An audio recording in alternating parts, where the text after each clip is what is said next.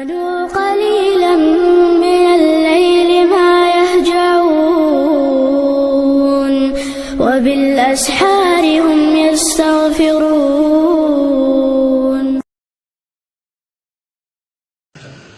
الحمد لله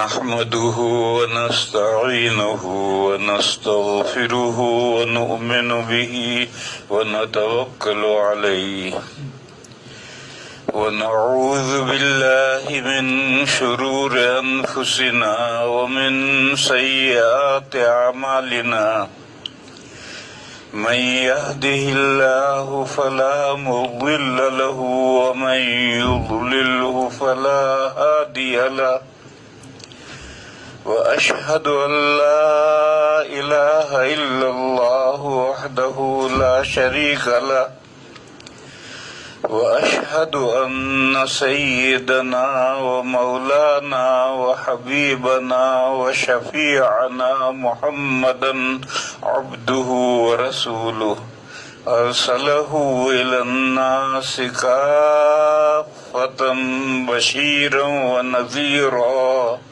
وداعيا إلى الله بإذنه وسراجا منيرا صلى الله تعالى عليه وعلى آله وصحبه وبارك وسلم تسليما كثيرا كثيرا وبعد فأعوذ بالله من الشيطان الرجيم بسم الله الرحمن الرحيم الحمد لله رب العالمين الرحمن الرحيم مالك يوم الدين إياك نعبد وإياك نستعين اهدنا الصراط المستقيم صراط الذين أنعمت عليهم غير المغضوب عليهم ولا الضالين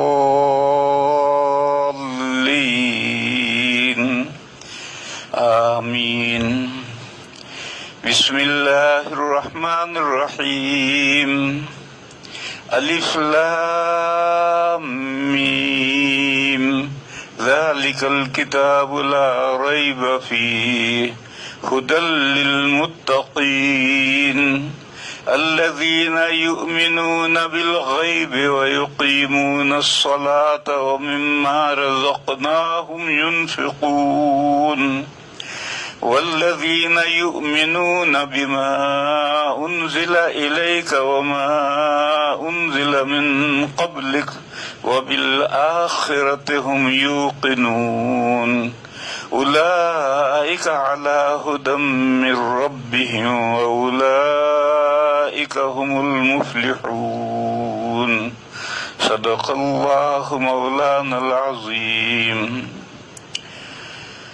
بزرگان محترم، تھوڑی نظام میں تبدیلی کر دی ہے. اب 10:30 بجے سے بیان شروع ہوگا. پہلے 10 بجے کا جو پروگرام تھا تو بہت سے فون آئے کہ ہم تراویح سے یا تراویح کے بعد شغل سے کھانے پینے سے فارغ نہیں ہوتے تو تھوڑا وقت مؤخر کیا جائے، اس لیے یہ مؤخر کیا گیا ہے. اب آئندہ سے 10:30 بجے ٹھیک 10:30 بجے پروگرام شروع ہوگا. بزرگوں اور بھائیوں، میں نے قرآن پاک کی پہلی سورت سورہ فاتحہ پڑھی ہے، پھر اس کے بعد پہلے پارے کی 4 آیتیں پڑھی ہیں. ایک عام طور پر ایک غلط فہمی ہے، لوگ یہ سمجھتے ہیں کہ پہلا پارا الف لام میم ہے اور وہ الحمدللہ رب العالمین سے شروع ہوتا ہے. یہ غلط ہے. پہلا پارہ الف لام میم ضرور ہے، مگر وہ سورہ بقرہ سے شروع ہوتا ہے۔ اور یہ جو قرآن کریم کے 30 پارے بنائے ہیں، یہ پارہ یہ فارسی لفظ ہے، پارہ کے معنی ہے ٹکڑا۔ یہ جو 30 ٹکڑے کیے ہیں، یہ اللہ کے یہاں سے جو قرآن کریم نازل ہوا اس میں پارے نہیں تھے، اس میں رکوع بھی نہیں تھی، علامات اوقاف جو ہیں وہ بھی نہیں تھی۔ یہ تو بعد میں علماء نے اور بزرگوں نے قرآن کریم کی تلاوت کرنے والوں کی سہولت کے لیے یہ سب چیزیں اضافہ کی ہیں۔ یہ پارے بھی اسی طرح بنائے ہیں۔ کہتے ہیں کہ پاروں کی تقسیم میں حروف کی تعداد گن کر کے پارے ٹکڑے برابر کیے ہیں، اس لیے بعض جگہ پر پارہ ایسی جگہ سے شروع ہوتا ہے جیسے 14واں پارہ ہے، ایک سورہ ہجر شروع ہوتی ہے، اس کی ایک آیت 13ویں پارے میں ہے، اور ربما یود الذین کفروا سے 14واں پارہ شروع ہوتا ہے۔ اب آج کل ایک بڑے مولانا لکھنؤ میں انہوں نے یہ تحریک شروع کی ہے کہ پاروں کو مضمون کی مناسبت سے تقسیم کیا جائے، حروف کی تعداد کے اعتبار سے نہیں، اور انہوں نے اس طریقے سے ایک قرآن مرتب بھی کیا ہے، اور انہوں نے اس کو شائع بھی کیا ہے یا نہیں کیا ہے میں نے تو دیکھا نہیں۔ یہ جو تحریک ہے، چاہے وہ ندوے کے کتنے ہی بڑے استاد ہوں، یہ تحریک مناسب نہیں۔ جو کچھ قرآن کریم میں چلا آ رہا ہے اسی کو چلنے دو، ورنہ اغیار کو، غیروں کو یہ انگلی اٹھانے کا موقع ملے گا کہ مسلمانوں کا قرآن بھی محفوظ نہیں ہے، ادھر ادھر کرتے رہتے ہیں، کبھی کچھ کرتے ہیں کبھی کچھ کرتے ہیں۔ اس کی ایک مثال ہے، یہ جو کعبہ شریف ہے، یہ زمانہ جاہلیت سے اس طریقے سے چلا آ رہا تھا کہ حتیم کا حصہ باہر تھا۔ یہ حتیم کا حصہ، اس میں سے 6 ہاتھ کے بقدر حتیم کا حصہ کعبہ شریف کا جز ہے۔ لیکن جب نبی پاک صلی اللہ علیہ وسلم کی عمر مبارک 35 سال کی تھی، اس وقت یہ کعبہ بوسیدہ ہو گیا تھا، کیونکہ گارے سے پتھر چنے گئے تھے اور اوپر چھت نہیں تھی، تو بارش اوپر ہوتی تھی تو دیواروں کے اوپر پانی چلتا تھا تو گارا پھول کر کے پتھر ہل گئے تھے۔ تو اس لیے جب نبی پاک صلی اللہ علیہ وسلم کی عمر مبارک 35 سال کی تھی، اس وقت اس کعبہ کو توڑ کر کے اثر نو دوبارہ چنا گیا، اور اس میں جو چھوٹے چھوٹے پرانے پتھر تھے وہ نکال دیے، کچھ نئے پتھر بھی اس میں شامل کیے، اور وہ پہاڑوں میں سے پتھر ڈھونڈ کر لانے والوں میں نبی پاک صلی اللہ علیہ وسلم بھی نبوت سے پہلے اس مزدوری میں حضور بھی شریک تھے۔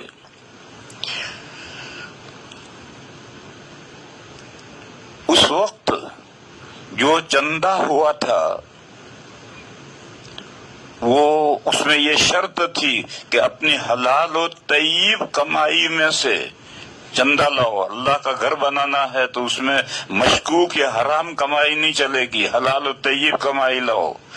تو حلال و طیب کمائی کا جو چندہ اکٹھا ہوا وہ تھوڑا تھا، ناکافی تھا، تو جزیرت العرب میں چندہ نہیں کیا گیا، مکہ ہی میں چندہ کیا گیا، اور وہ چندہ ناکافی ہوا تو یہ طے ہوا کہ کعبہ کا ایک حصہ نکال دو اور چھوٹا کعبہ بناؤ۔ تو حتیم کا حصہ نکال کر کے چھوٹا کعبہ بنایا۔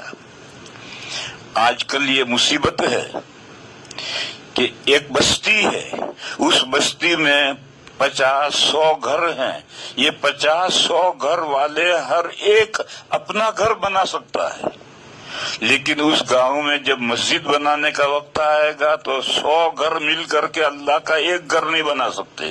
اس کے لیے چندہ ہوگا، پورے ضلع میں چندہ ہوگا، پورے صوبے میں چندہ ہوگا، پورے ملک میں چندہ ہوگا، بلکہ پوری دنیا میں چندہ ہوگا، بلکہ بہت دور دور لندن تک جا کر کے چندہ لائیں گے اور اتنی بڑی شاندار مسجد بنائیں گے کہ گاؤں میں ویسا کوئی بھی گھر نہیں ہوگا، ایسی مسجد بنائیں گے. یہ جو طریقہ آج کل مسجدوں کے تعلق سے چلا ہوا ہے، یہ غلط طریقہ ہے. مسجد جب 100 آدمی مل کر اپنے گھر بنا سکتے ہیں تو 100 آدمی مل کر اللہ کا ایک گھر کیوں نہیں بنا سکتے؟ اور جیسے اپنے گھر ہیں ایسا ہی اللہ کا گھر، کہ جب ہمارے گھر شاندار ہو جائیں گے تو اللہ کا گھر بھی شاندار ہو جائے گا. آپ کو یہ معلوم ہوگا کہ جب نبی پاک صلی اللہ تعالی علیہ وسلم نے مدینہ میں ہجرت کے بعد مسجد نبوی بنائی ہے تو اس مسجد نبوی کی شکل کیا تھی؟ ایک باغ خریدا تھا، 10 دینار میں 2 یتیموں کا باغ خریدا تھا. اس کے درخت کھجوروں کے کاٹ دیے تھے اور اس کے جو اوپر پتے تھے اس کی چھت ڈالی تھی، اور جو تنے تھے وہ ملا کر کھڑے کھڑے کر کے وہ دیوار بنا دی تھی، اور بیچ میں بھی چھت اسی دیوار تھی. ایک جھونپڑا سا تھا. پھر جب حضرت اضافے کی ضرورت آئی تو حضور کے زمانے میں اس میں اضافہ ہوا، وہ اضافہ بھی ویسا ہی ہوا. پھر حضرت عمر کے زمانے میں ضرورت پیش آئی اضافے کی تو اضافہ ہوا، وہ بھی ایسا ہی ہوا. پھر حضرت عثمان رضی اللہ تعالیٰ عنہ کے زمانے میں یہ جو کھجوروں کے پتے ڈال کر چھت بنائی تھی وہ بوسیدہ ہو گئی بارشوں میں، تو حضرت عثمان نے بہت اضافہ کیا اور پکی اور پختہ بنائی. اس لیے کہ اب مدینہ کے اندر مکان بھی پکے اور پختہ بننے شروع ہو گئے تھے تو اللہ کا گھر بھی پکا اور پختہ بنا. اس مثال میں مجھے یہ کہنا ہے کہ سارے گاؤں کے جیسے گھر ہیں اس سے کچھ شاندار اللہ کا گھر. کوئی بہت بڑا وائٹ ہاؤس بنانے کی ضرورت نہیں ہے، اور مسجد کے لیے چندہ وہی گاؤں ہی سے ہوگا. مکہ ہی کا چندہ ہوا تھا اور چندہ کم پڑا تو مسجد چھوٹی بنائی، اللہ کا گھر چھوٹا بنایا. یہ جو کعبہ شریف ہے یہ در حقیقت یہی مسجد حرام ہے. لوگ یہ نہیں سمجھتے ہیں، لوگ یہ سمجھتے ہیں کہ کعبہ شریف جو بیچ میں کالا کالا کھڑا ہے، اس کے بعد مطاف کھلا پڑا ہے، پھر اس کے بعد میں ترکوں نے مسجد بنائی ہے، پھر اس کے بعد میں سعودی گورنمنٹ نے مسجد بنائی ہے. اس کو لوگ مسجد حرام سمجھتے ہیں کہ مسجد حرام یہ ہے، یہ مسجد حرام نہیں ہے. قرآن کریم میں جو ہے کہ نماز میں رخ چہرہ مسجد حرام کی طرف کرو، تو یہ جو مسجد سعودی اور ترکیوں نے بنائی ہے ان کی طرف منہ کرو گے تو نماز نہیں ہوگی. نماز تو یہ جو کالا کالا کعبہ کھڑا ہے اسی کی طرف منہ کرنا ہے، اور در حقیقت یہی مسجد حرام ہے. اور اس کے 2 دروازے تھے اور دونوں زمین سے لگے ہوئے تھے. ایک دروازے سے لوگ داخل ہوتے تھے اور اندر نماز پڑھتے تھے، اور نماز سے فارغ ہو کر دوسرے دروازے سے نکل جاتے تھے. پھر اسلام سے پہلے قریش نے جب یہ کعبہ بنایا تو انہوں نے 2 دروازوں کا ایک دروازہ کر دیا، اور ایک دروازہ بھی قد آدم اونچا کر دیا. سیڑھی رکھ کر کے چڑھو اور سیڑھی رکھ کر کے اندر اترو. اب وہ ان کا دربان وہاں بیٹھتا تھا اور رشوت لیتا تھا. 5 ریال پکڑا ہوگے تو وہ اوپر بلا کر کے اندر اتارے گا، اور کچھ نہیں دو گے تو دھکا دے کے نیچے گرائے گا. یہ ترکوں نے یہ زمانے جاہلیت میں یہ عربوں نے یہ کر دیا. اسلام کا نبی پاک صلی اللہ علیہ وسلم کی جب عمر مبارک 35 سال کی تھی اس وقت حضور کو نبوت نہیں ملی تھی، اس لیے حضور نے جیسا پہلے سے بنا ہوا تھا اسی طرح سے عربوں نے بنایا، حضور بھی اس میں شریک ہوئے.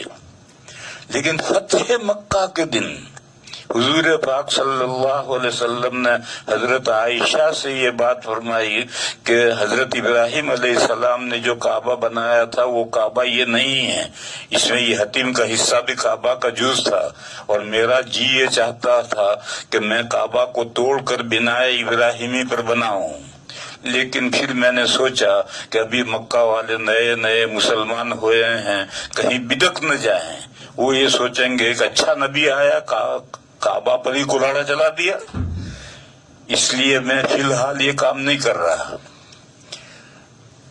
پھر زمانہ بڑھتا چلا گیا، خلفاء راشدین کا دور چلا گیا، ان کے بعد میں پھر حضرت عبداللہ ابن زبیر خلیفہ بنے اور انہوں نے اپنا دارالسلطنت مکہ کو بنایا۔ تو انہوں نے حضرت عائشہ رضی اللہ تعالی عنہا سے، جو ان کی خالہ تھی، وہ اپنی خالہ سے انہوں نے حدیث سن رکھی تھی، تو انہوں نے یہ کعبہ شریف توڑ کر کے جیسا نبی پاک صلی اللہ علیہ وسلم کی خواہش تھی اس طریقے پر 2 دروازے کر دیے، زمین سے لگا دیے اور حتیم کا حصہ بھی کعبہ میں شامل کر دیا، کعبہ بن گیا۔ پھر حضرت عبداللہ ابن زبیر کے خلاف بنو امیہ کی حکومت لڑ رہی تھی اور حجاج ابن یوسف لشکر لے کر آیا اور لڑائی ہوئی اور حضرت عبداللہ ابن زبیر شہید ہو گئے اور حجاج ابن یوسف نے مکہ پر قبضہ کر لیا۔ اس نے قبضہ کرنے کے بعد میں پھر کعبہ کو توڑ کر جیسا زمانے جاہلیت میں تھا ایسا ہی کر دیا، حتیم کا حصہ نکال دیا اور ادھر ایک دیوار بنائی اور 2 دروازے، ایک بند کر دیا اور ایک دروازہ اونچا کر دیا، ہو گیا ایسا۔ پھر زمانہ آگے چلتا گیا، بنو امیہ کا دور ختم ہو گیا، ان کا دور ختم ہوا، پھر بنو عباس آئے۔ بنو عباس کا ایک بادشاہ ہارون رشید رحمہ اللہ بہت اچھا بادشاہ، بڑا اچھا بادشاہ تھا۔ اس نے حضرت امام مالک علیہ الرحمہ سے ایک مسئلہ پوچھا۔ اس نے کہا کہ میں کعبہ شریف کو توڑ کر جیسا حضور کی خواہش تھی بنانے کی اور جیسا عبداللہ ابن زبیر نے بنایا تھا میں ایسا بنا دوں؟ تو امام مالک علیہ الرحمہ نے کہا کعبہ پر رحم کرو، جس حال میں کھڑا ہے کھڑا رہنے دو، اس لیے کہ تم توڑ کر ایسا بناؤ گے۔ بنو امیہ نے، عبداللہ ابن زبیر نے جو بنایا اس کو بنو امیہ نے توڑ دیا، بنو امیہ نے جو بنایا اسے تم توڑ دو گے، تو تم قیامت تک تم رہو گے بادشاہ، یہ کوئی ضروری تھوڑی ہے، دوسرا کوئی خاندان بھی آ سکتا ہے، اور جب دوسرا کوئی خاندان آ جائے گا تو تمہارے کعبہ کو توڑ کر پھر ایسا ہی بنائے گا، تو کعبہ شریف ایک کھلونا بن جائے گا لوگوں کے ہاتھوں کا، لہذا جس حال میں کعبہ شریف کھڑا ہے اسی طرح کھڑا رہنے دو۔ چنانچہ آج تک کعبہ شریف اسی حال میں کھڑا ہے، اب تک اس کے بعد کسی نے توڑا نہیں اس کو۔ کبھی کبھی ان پتھروں کے درمیان میں پلاسٹر پلاسٹر خراب ہو جاتا ہے تو اس پلاسٹر کو ٹھیک کرتے ہیں، تھوڑی مرمت تو کرتے ہیں، لیکن کعبہ وہی ہے جو حجاج ابن یوسف نے بنایا تھا، وہی اب تک ہے۔ یہ جو واقعہ ہے، اس واقعے سے میں کہنا چاہتا ہوں کہ جو قرآن کریم زمانے ماضی سے جو پارے تقسیم ہو گئے ہیں اور جن علامتیں کی ہیں ان علامتوں کو رہنے دو، اس کو تبدیلی کرنے کی ضرورت نہیں ہے۔ اگر آج ایک مولانا سلمان صاحب حسینی ندوہ والے تبدیلی کریں گے تو کل دوسرا آئے گا وہ کچھ اور تبدیلی کرے گا، پھر تیسرا آئے گا کچھ اور تبدیلی کرے گا، تو قرآن کریم علماء کے ہاتھ کا کھلونا بن کر رہ جائے گا۔ اس لیے مولانا سلمان صاحب کا جو نظریہ ہے وہ نظریہ تو ٹھیک ہے، لیکن اس نظریے کے پیش نظر قرآن کریم میں کوئی تبدیلی کرنے کی ضرورت نہیں ہے، جس حال میں قرآن کریم ہے چلنے دو۔ اکابر نے جو دم قرآن تھا تو پہلا پارہ الف لام میم رکھا تھا، وہ الف لام میم سورہ بقرہ سے شروع ہوتا ہے، سورہ فاتحہ کسی پارے کا جز نہیں، سورہ فاتحہ تو 30 پاروں کی دیباچہ ہے، 30 پاروں کا پریفیس ہے، 30 پاروں کی تمہید ہے، اسی لیے اس کا نام ہے ام الکتاب، پورے قرآن کریم کی ماں سے نسل چلتی ہے، پھیلتی ہے اور ساری نسل لوٹتی ہے ماں کی طرف۔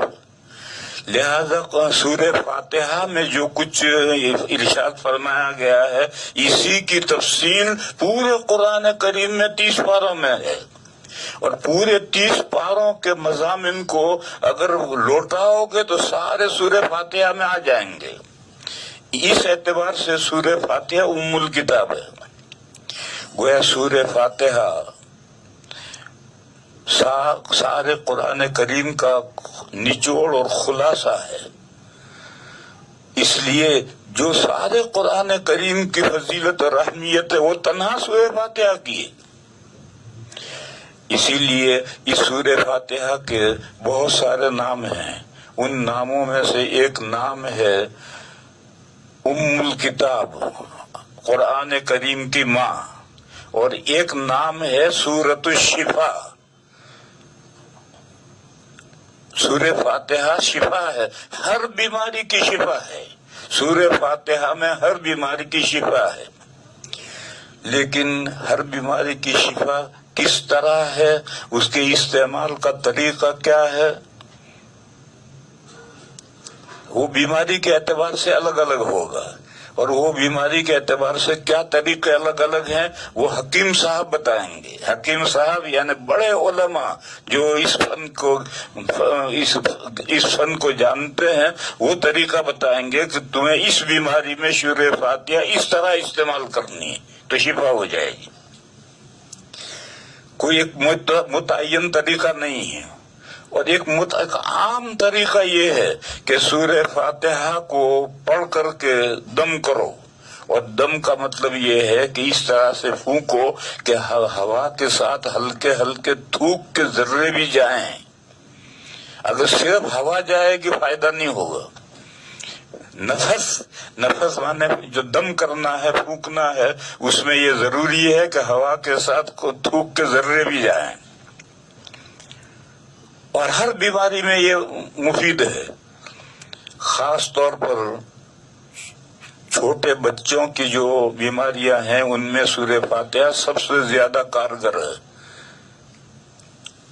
لیکن میں نے بتایا کہ سورہ فاتحہ سے کام لینے کے لیے طریقے مختلف ہیں، اور وہ طریقے اہل علم جانتے ہیں، اور وہ ان طریقوں کے مطابق بتائیں گے تو اس سے فائدہ ہوگا، اور دوسری صورتوں میں فائدہ کم ہوگا. مثال دوں میں، میرے پاس میں ایک بھائی بیٹھے ہوئے ہیں. ان کا بچہ جب حفظ کرتا تھا تو دماغ کمزور تھا، ایک صفحہ بھی وہ قرآن پاک کا یاد نہیں کر پاتا تھا. تو بامبے میں جامع مسجد میں مولانا شوکت صاحب رحمت اللہ علیہ تھے. ان کے پاس وہ گئے بچے کو لے کر، اور ان سے جا کر کہا کہ حضرت یہ بچہ جو ہے یہ حفظ کرنے بٹھایا ہے مگر بہت کمزور ہے اور ایک صفحہ بھی حفظ نہیں کر پاتا ہے. تو مولانا شوکت صاحب نے کہا کہ ایسا کرو، روزانہ صبح پانی پر الحمدللہ رب العالمین پوری سورت پڑھ کر کے آمین تک پوری سورت پڑھ کر کے دم کرو، اور دم کر کے وہ پانی اسے پلاؤ. چنانچہ انہوں نے یہ عمل شروع کیا تو چند دنوں کے بعد میں سبق بڑھنے لگا، اور ختم ہوتے ہوتے تو دو صفحے یاد کرنے لگا. اور آج وہ ہمارے یہاں تراویح پڑھا رہا ہے وہ بچہ، اور بہترین قرآن کریم پڑھ رہا ہے. تو اب یہ بھی ایک طریقہ ہے. ایک طریقہ اور لکھا ہے، اگر بچہ کمزور ہے حفظ کے اندر، اس کو یاد نہیں رہتا ٹھیک، تو ایک روٹی پر زعفران، مشک اور زعفران ملا کر کے اس کی سیاہی بناؤ، اور ایک روٹی پر پوری سورہ فاتحہ وللضالین آمین تک لکھ کر کے صبح ناشتے میں بچے کو کھلا دو 40 دن پابندی سے. اس کی وہ تو کمزوری دور ہو جائے گی. حدیث شریف میں ایک قصہ ہے، ایک سریہ چند صحابہ کہیں جا رہے تھے. اس زمانے کا طریقہ یہ تھا کہ جب بڑا لشکر چلتا تھا تب تو رسد ساتھ میں لے کر چلتا تھا، لیکن چھوٹے 5-10 آدمیوں کا جو سریہ ہوتا تھا وہ رسد لے کر نہیں چلتا تھا، بلکہ راستے میں جو قبیلے آتے تھے وہ ایک وقت کی دعوت کرتے تھے ان کی، اور دعوت نہ کریں تو رسد بیچیں گے اور خرید کر کے پکا کر کھائیں گے.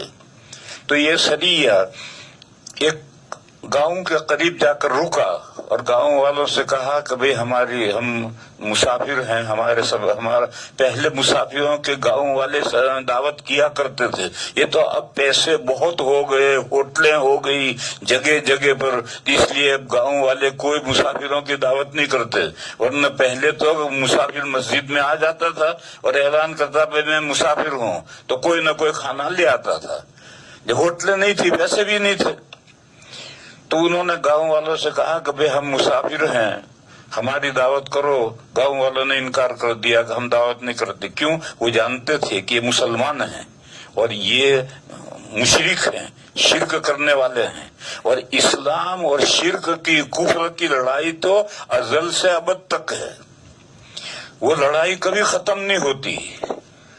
تو وہ اس دشمنی میں بھئی مسافر ہے، مسافر کوئی بھی ہو اس کی مدد کرنی چاہیے، لیکن یہاں مسافر مسلمان تھے اور یہ غیر مسلم تھے، تو اس لیے انہوں نے کہا ہم نہیں کرتے دعوت۔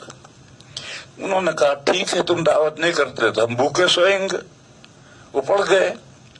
اتفاق کے اس قبیلے کے سردار کو کالے بچھو نے کاٹا یا سانپ نے کاٹا اور وہ بے ہوش ہو گیا۔ انہوں نے جتنی بھی کوششیں کر سکتے تھے وہ کوششیں کی مگر کوئی فائدہ نہیں ہوا۔ پھر قبیلے والوں نے کہا کہ بھئی یہ جو آئے ہیں مدینہ سے مسلمان، یہ کہتے ہیں کہ ہمارا دین صحیح دین ہے اور ہمارا دین ہی اصل دین ہے، جاؤ ان کے پاس جاؤ، شاید ان کے پاس میں کوئی علاج ہو۔ تو آئے تو انہوں نے کہا کہ ہمارے سردار کو بچھو نے یا سانپ نے کاٹا ہے، تم کچھ جانتے ہو، کچھ کر سکتے ہو؟ تو ایک صحابی نے کہا میں جھاڑنا جانتا ہوں، مگر ہم بھوکے ہیں، ہمیں تم نے کھانا نہیں کھلایا ہو تو ہم مفت میں نہیں جھاڑیں گے، اگر تمہارا سردار ٹھیک ہو گیا تو بولو کیا دو گے؟ تو انہوں نے کہا کہ 30 بکریاں دیں گے۔ تو گجرت طے ہو گئی، اور یہ حضرت ابو سعید خدری تھے، ایک انصاری صحابی ہیں، وہ تشریف لے گئے اور انہوں نے جا کر سورہ فاتحہ پڑھ کر کے پھونکنا شروع کیا، پڑھتے رہے پھونکتے رہے، پڑھتے رہے پھونکتے رہے، پڑھتے رہے پھونکتے رہے۔ وہ سردار تو بلا چنگا ہو کر کے ہوش میں آ گیا اور اٹھ کر کے بیٹھ گیا۔ تو پھر انہوں نے شرط کے مطابق 30 بکریاں دی۔ اب یہ لائے، اب انہوں نے کہا کہ بھئی ان کو ذبح کر کے کھانا چاہیے نہیں کھانا چاہیے؟ تو کچھ نے کہا کہ بھئی کھا لو، کچھ نے کہا کہ نہیں، تو تم نے قرآن پڑھ کر اس کے عوض میں تم بکریاں لائے ہو، لہذا جب تک ہم حضور سے لوٹ کر حضور سے مسئلہ نہیں پوچھیں گے ہمیں کھانا نہیں چاہیے۔ دیکھو مسلمان کا مزاج یہی ہونا چاہیے۔ ایک حدیث شریف ہے، بخاری میں بھی ہے، ترمذی میں بھی ہے، سبھی کتابوں میں، الحلال بین، اسلام میں کیا چیزیں حلال ہیں یہ اوپن ہے، واضح ہے۔ ہر مسلمان جو دین کا بنیادی ضروری علم جانتا ہے وہ جانتا ہے کہ اسلام میں کیا چیزیں حلال ہیں، وہ حلال ہیں، حلال کو حلال سمجھ کر استعمال کرو۔ والحرام بین، اور حرام کیا چیزیں ہیں وہ بھی واضح ہیں۔ ہر مسلمان جو دین کا بنیادی علم رکھتا ہے وہ جانتا ہے کہ اسلام میں کیا چیزیں حرام ہیں، اس سے بچو۔ وَبَيْنَهُمَا أُمُورٌ مُشْتَبِهَاتٌ، اور حلال اور حرام کے درمیان میں کچھ مشتبہ امور ہیں۔ لا يدری کثیر من الناس اہی من الحلال ام ہی من الحرام۔ حدیث کے یہ الفاظ ترمذی شریف میں کتاب البیوع کے بالکل شروع میں حدیث آئی، وہاں یہ الفاظ ہیں کو بیچ میں مشتبہ امور ہیں، ایسے امور ہیں کہ عام لوگ نہیں جانتے کہ یہ حلال ہیں یا حرام ہیں۔ آج زمانہ ترقی پذیر ہے، روز نئے معاملات وجود میں آتے رہتے ہیں اور عام لوگوں کو کچھ پتہ نہیں ہے کہ شریعت میں یہ جائز ہے یا ناجائز ہے۔ نبی پاک صلی اللہ علیہ وسلم نے فرمایا کہ یہ جو درمیان میں مشتبہ امور ہیں یہ جب تک کلیئر نہ ہو جائیں یہاں تک بچو ان سے۔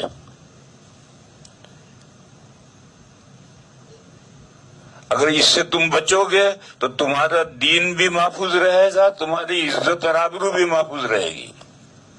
اور اگر تم اس مشتبہ امور کے اندر ہاتھ ڈالو گے تو ہو سکتا ہے تم حرام میں جا پڑو۔ پھر نبی پاک صلی اللہ علیہ وسلم نے ایک مثال کے دے کر کے سمجھایا کہ سرکاری چراگاہ ہے، گورنمنٹ کا ریزرو ایریا ہے، اس میں گورنمنٹ کے جانور ہی چرائیں گے، پبلک کو جانور چرانے کی اجازت نہیں ہے۔ اب دو چرواہے ہیں، اپنے جانور لے کر جنگل میں گئے، ایک نے یہ سوچا کہ جو بارڈر ہے وہاں تک تو چرانے کی اجازت ہے، اندر نہیں جائیں گے، تو میں بارڈر تک چراتا ہوں۔ یہ چرواہا اگر ذرا غفلت ہو گیا، سو گیا، گلی ڈنڈا کھیلتا رہ گیا، باتوں میں مشغول رہ گیا اور جانور ریزرو ایریا میں گھس گئے تو پولیس پکڑ کر کے لے جا کر ڈبے میں بند کر دے گی اور جرمانہ دیے بغیر وہ جانور واپس نہیں ملیں گے۔ اور ایک دوسرا چرواہا ہے، اس نے سوچا کہ بھئی یہ ریزرو ایریا ہے، میں اسے 1 مائل جانور دور رکھوں گا۔ وہ اگر غفلت بھی ہو گئی تو جانور بڑھتے بڑھتے چرواہے اندر کہاں جائیں گے؟ تو وہ آدمی جو مشتبہ سے دور رہتا ہے وہ گویا سرکاری ریزرو ایریا سے، چراگاہ سے 1 مائل دور رہتا ہے، حلال ہی میں رہتا ہے، مشتبہ میں داخل نہیں ہوتا، تو وہ حرام میں کہاں جا پہنچے گا؟ اور وہ آدمی کہ وہ سمجھے کہ بھئی یہ مشتبہ امور ہیں، ابھی مفتی صاحب کا فتویٰ نہیں آیا ہے کہ یہ حلال ہے یا حرام ہے، فتویٰ آئے گا بھی چھوڑ دیں گے۔ یوں کر کے اگر مشتبہ امور کو اس نے اختیار کر لیا اور پھر فتویٰ آ گیا کہ حرام، تو جو پاخانہ کھا لیا پیٹ میں گھس گیا حرام، اس کو کیسے نکالو گے؟ اور وہ بندہ کہ اس نے کہا کہ فتویٰ پہلے آئے گا تب ہم اس میں ہاتھ ڈالیں گے، اس سے پہلے ہاتھ نہیں ڈالتے، اس کی عزت بھی محفوظ رہے گی، اس کا دین بھی محفوظ رہے گا، اس کی ہر چیز محفوظ رہے گی۔ تو مومن کا یہ مزاج ہونا چاہیے کہ وہ اس طریقے پر زندگی گزارے کہ اس کو کوئی پریشانی نہ ہو۔ تو اسی طریقے پر میرے بھائی میں کہہ یہ رہا تھا کہ کعبہ شریف کو اسی حال میں رہنے دو، اس میں تبدیلی مت کرو۔ حضور تبدیلی کی تھی اور تبدیلی کرنا شادی شریف کی روشنی میں صحیح بھی ہے، لیکن امام مالک نے منع کیا ہے ہارون رشید کو کہ تم آج تبدیلی کرو گے تو تمہارا مخالف بادشاہ آئے گا، وہ توڑ کر بھی کچھ کا کچھ کرے گا۔ تو اسی طریقے پر ہمارے جو مولانا سلمان صاحب سہارنپور ندوے کے ہیں، وہ جو ان کی رائے ہے کہ مضامین کے لحاظ سے پہاڑے تقسیم ہونا چاہیے، رائے صحیح ہے، مگر اس رائے پر عمل مت کرو۔ قرآن کریم جس حال میں چلا آ رہا ہے اسی حال میں رہنے دو، بابا اسے بخشو، ورنہ غیروں کو اعتراض کرنے کا موقع ملے گا کہ مسلمان کہتا ہے کہ ہمارا قرآن محفوظ ہے۔ کہاں محفوظ ہے؟ روز تبدیلیاں ہو رہی ہیں، کوئی پارے یوں کر رہا ہے، کوئی پارے یوں کر رہا ہے، تبدیلیاں ہو رہی ہیں، کہاں قرآن محفوظ ہے؟ لہذا ٹھیک ہے مضمون کے اعتبار سے وہاں تقسیم ہونی چاہیے، اگر مضمون کے اعتبار سے تقسیم نہیں ہے۔ مثلا میں ایک مثال دوں، 27ویں پارے میں سورہ واقعہ ہے، سورہ رحمان کے بعد سورہ واقعہ آتی ہے۔ سورہ واقعہ کا پہلا رکوع مضمون کے اعتبار سے صحیح جگہ لگا ہوا نہیں۔ سورہ واقعہ میں سابقین، اصحاب الیمین اور اصحاب الشمال کا تذکرہ ہے بالاجمال، پھر اس کے بعد میں سابقین کا تفصیلی تذکرہ ہے، اور وہاں آیت آئی ہے ثلۃ من الاولین وقلیل من الاخرین، پھر اس کے بعد اصحاب الیمین کا ذکر شروع ہوا ہے، ان کا بھی تفصیلی ذکر ہے، وہ ذکر ختم ہوا ہے ثلۃ من الاولین وثلۃ من الاخرین پر، پھر اس کے بعد اصحاب الشمال کا تذکرہ شروع ہوا ہے۔ رکوع لگانے والے نے ثلۃ من الاولین وثلۃ من الاخرین کو دوسرے رکوع میں کر دیا، اور یہاں رکوع سے آیت سے پہلے لگایا، حالانکہ وہاں رکوع ثلۃ من الاولین وثلۃ من الاخرین پر لگنا چاہیے، مگر کوئی ہم تبدیلی نہیں کرتے، جیسا بھی یہ جوڑ ہے ہونے دو، تبدیلی مت کرو۔ اگر تم یہاں ایک جگہ تبدیلی کرو گے تو پھر جو تالے آزما ہے، قسمت والے جو آزمانے والے ہیں، جو ان کو بڑا بننے کا شوق ہے، وہ پتہ نہیں قرآن میں کیا کیا تبدیلی کر دیں گے۔ اس لیے حضرت مولانا بڑے آدمی ہیں، مولانا سلمان صاحب ندوہ کے بہت بڑے آدمی ہیں اور بہت ذی علم آدمی ہیں اور بہت سی خوبیوں کے مالک ہیں اور رائے ان کی صحیح ہے، مگر اس رائے پر وہ جو عمل کرنا چاہتے ہیں وہ غلط ہے. اس پر عمل نہیں کرنا، جس حال میں قرآن کریم ہے اسی حال میں رہنے دو. اب مثلا یہی جو پہلا پارہ ہے اس کو آپ پارہ الف لام میم کہو گے یا پارہ الحمد کہو گے؟ پارہ الحمد کہو گے تو سورہ فاتحہ پہلے پارے کا جز ہو گئی، تو 29 پاروں سے اس کا کوئی تعلق ہی بات نہیں رہا. اور اگر پہلا پارہ الف لام میم رکھو گے تو یہ تو سورہ فاتحہ تو باہر ہوئی تو مضمون کے اعتبار سے کہاں پارے بنے؟ اس لیے میں نے کہا کہ یہ جو لوگوں میں مشہور ہے کہ قرآن کے 29 پارے ہیں اور پہلا پارہ الف لام میم ہے، وہ صحیح ہے.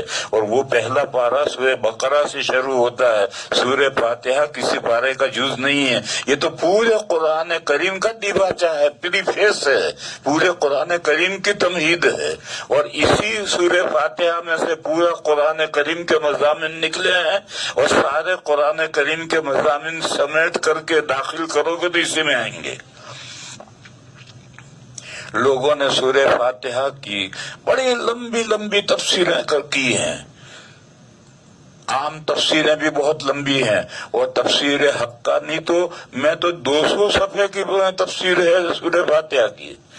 لیکن پوری تفسیر پڑھنے کے بعد بھی یہ پتہ نہیں چلتا کہ یہ سورہ فاتحہ پورے قرآن کی ماں کیسے ہے، اور اس میں کیا مضامین ہیں جو پورے قرآن کریم میں پھیلے ہیں، اور قرآن کریم کے مضامین کو سمیٹ کر گھسائیں تو اس میں کیسے گھسیں گے، اس کو کوئی نہیں بیان کرتا.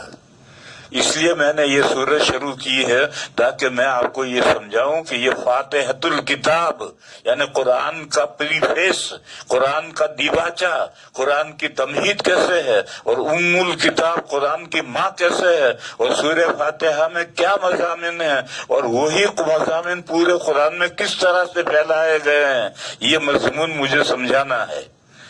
لیکن آج اگر شروع کروں گا تو پورا نہیں ہوگا، لہذا آج یہیں تک موقوف رکھتے ہیں، کل سے شروع کروں گا یہ مضمون.